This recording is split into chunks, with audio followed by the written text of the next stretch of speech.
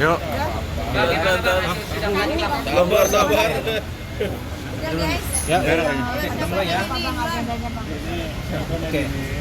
Oke, assalamualaikum warahmatullahi wabarakatuh. Waalaikumsalam. Selamat sore teman-teman media semuanya. Terima kasih sudah menunggu ya.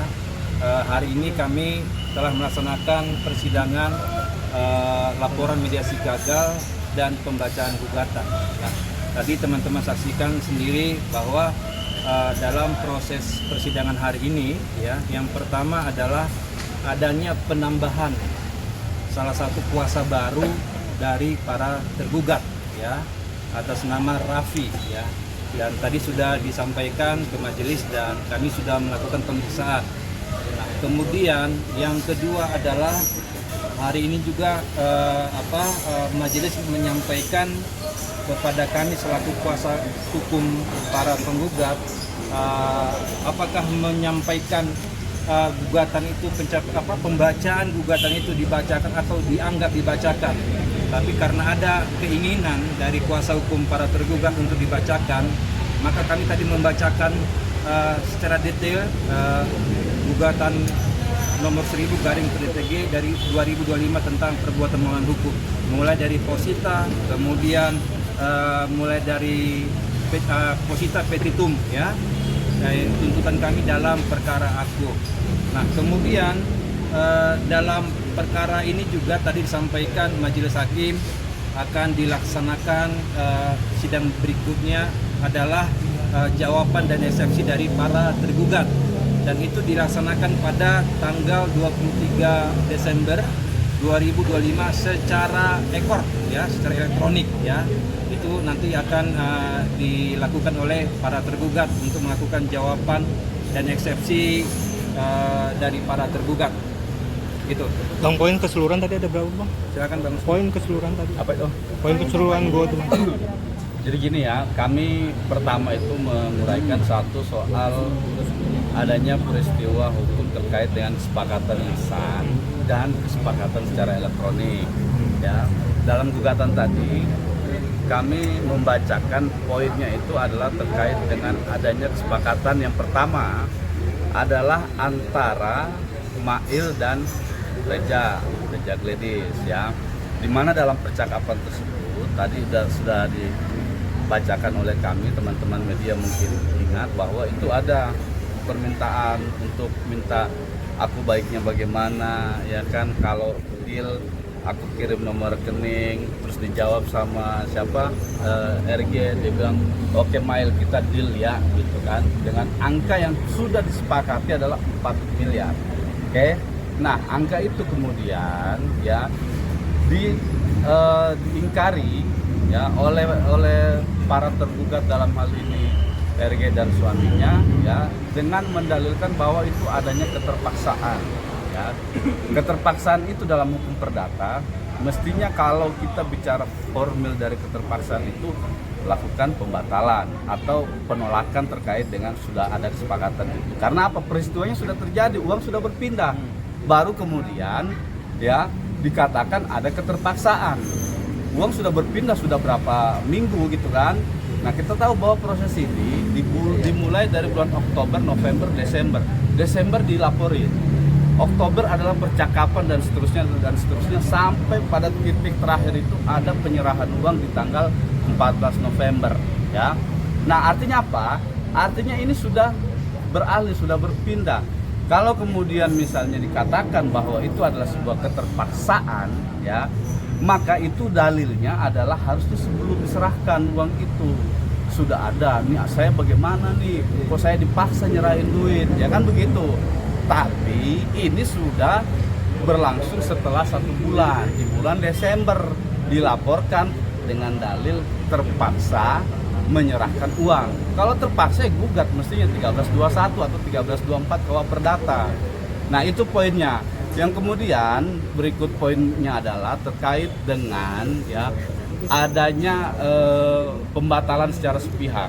Ya tadi itu ya, setelah sudah disepakati bulan Oktober ini, Oktober, November, Desember dilaporkan dibatalkan secara sepihak. Ironisnya pembatalannya itu menggunakan instrumen hukum pidana yang saat ini teman-teman media tahu ya sedang berproses di pengadilan tinggi kemarin sudah diputus, ya kan, belum inkrah gitu. Nah, oleh sebab itu dalam poin petitumnya adalah kami meminta supaya majelis hakim yang memeriksa perkara ini satu ya menyatakan perjanjian lisan atau kesepakatan lisan dan kesepakatan secara elektronik tertanggal 14 November itu dinyatakan sah dan mengikat secara hukum ya. Yang kedua adalah terkait dengan penerimaan uang tersebut dalam konteks keperdataan, penerimaannya bukan dalam kapasitas apapun selain perdata ya. Ketiga, kita minta uang itu dikembalikan karena memang sejatinya uang itu adalah uang yang sudah disepakati seperti yang kami dalilkan pada posita berikutnya sebelumnya gitu. Nah, yang terakhir itu kami minta diberikan ganti kerugian imaterial maupun material ya, sebesar nominalnya itu materialnya 200 miliar, materialnya sama bunganya adalah kurang lebih 40 miliar dan lain sebagainya. Nah, itulah poin-poin yang ada di dalam gugatan yang kami bacakan tadi gitu. Jadi yang 1 bulannya 10 juta itu uang paksa, uang sok, namanya uang paksa kalau putusan ini lalai tidak dijalankan oleh para pihak, dalam hal ini para tergugat. juga ada sita aset rumah ya, Bang? Apa? Ada sita Ya. aset. Ada, itu untuk menjamin tuntutan kami. Karena tuntutan kami ya di dalam proses hukum ini terkait dengan uang, kerugian material dan imaterial ya, supaya menjamin tuntutan itu tidak sia-sia, kita minta diletakkan sita jaminan terhadap aset-aset milik dari para tergugat yang nanti juga misalnya di kemudian hari kita mendapati aset-asetnya kalau kemudian tidak mencukupi apa yang menjadi permintaan dari gugatan itu sendiri. Gitu. Oke. Tadi kan hakim juga bahwa permintaannya tidak ada suatu Jamin.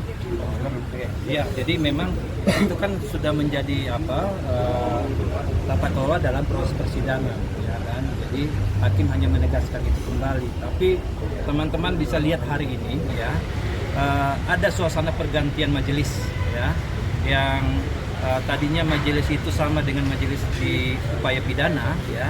Tapi hari ini majelisnya berbeda, ya.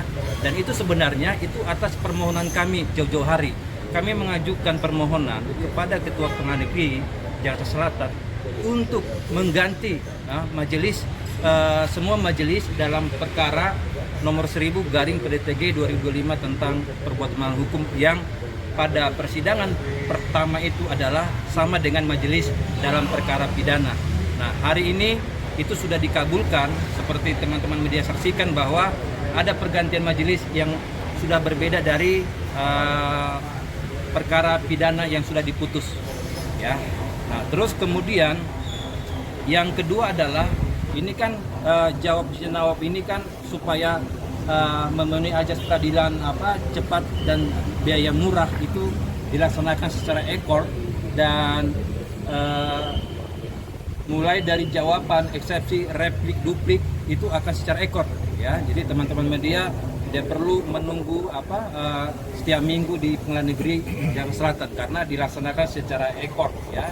Nah, kemudian nanti ketika dalam menghadirkan bukti surat, keterangan saksi, keterangan ahli, ya, dan kemudian kesimpulan itu secara onsite, ya, secara langsung yang akan dilaksanakan dalam proses pembuktian.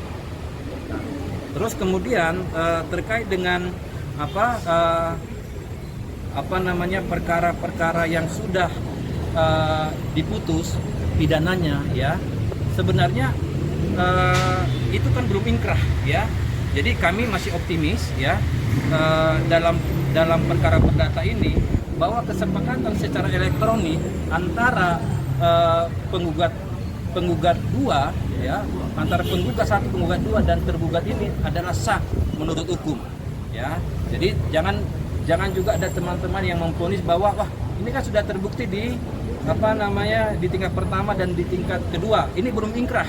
Kami masih berjuang, ya, dan kami sampai hari ini masih berkeyakinan bahwa apa yang kami laksanakan ini dan apa upaya hukum yang kami laksanakan hari ini adalah murni kesepakatan secara keperdataan, tidak ada unsur pemerasan dan tidak terdapat unsur pidananya, begitu.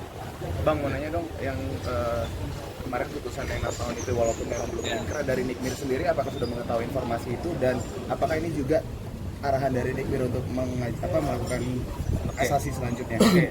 Nanti Bang Usman sebelum ini sebentar gini. Kan teman-teman semuanya tahu kan begini. Kan putusan di tingkat pertama itu